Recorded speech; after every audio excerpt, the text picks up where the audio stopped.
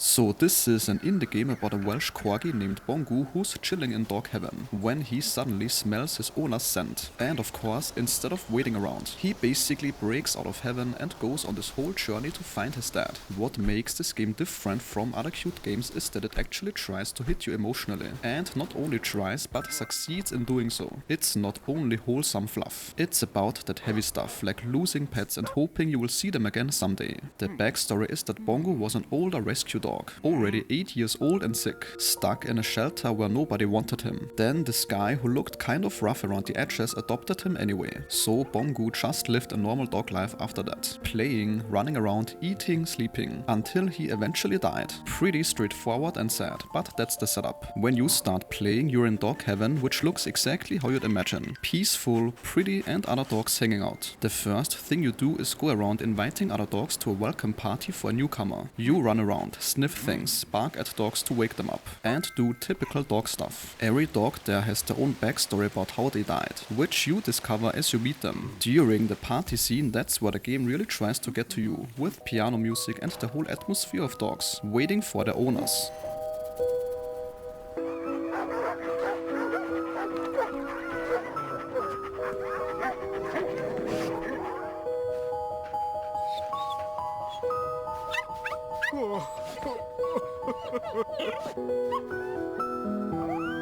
After Bong-gu smells his owner, he decides to leave heaven. You lose your halo when you go down, which is kind of symbolic, I guess. You're leaving the peaceful afterlife to go somewhere more dangerous. The world you enter is called the space between life and death, so it's not quite heaven or hell, just this weird in-between place. There's the lonesome forest, which is pretty standard platforming with jumping across gaps and broken bridges. Then the corrupted meadow, where everything looks dead and wrong, and the twisted forest. The gameplay switches around depending on where you are. Sometimes it's just exploration and talking to characters. Other times it's platforming where you actually have to be careful, because Bong-gu has short legs, so he can't jump very far. And then there are these chase sequences, where something is running after you and you have to dodge stuff. One of the bigger mechanics is that you go around restoring corrupted areas back to normal. You do this by touching these glowing spots that clear away the dark corrupted grass, and make everything green and pretty again. When you do this enough, these dark thorn monster things that were walking around either disappear or turn peaceful. It's pretty satisfying to watch the environment transform as you clean it up. Your dog abilities matter here. The game makes it clear that dogs have real limitations, so you need other characters to help you get past certain obstacles or reach certain areas. There are also these temporary power-ups where you get unlimited stamina and can run super fast with these glowing effects, which helps you restore bigger areas quickly. Each area has different dogs and people with their own stories about life, death, and waiting for someone. The emotional core of the game is pretty direct. The whole idea is that dogs wait for you after they die, and eventually you will meet them again. So whether you've lost a pet before or you're worried about losing one, the game is trying to give you this comfort that there will be a reunion someday. And it's not subtle about it either. The music and the scenarios are designed to make you think about your own pets. And that sentence concludes today's video. If your time was respected, a like or comment is very much appreciated.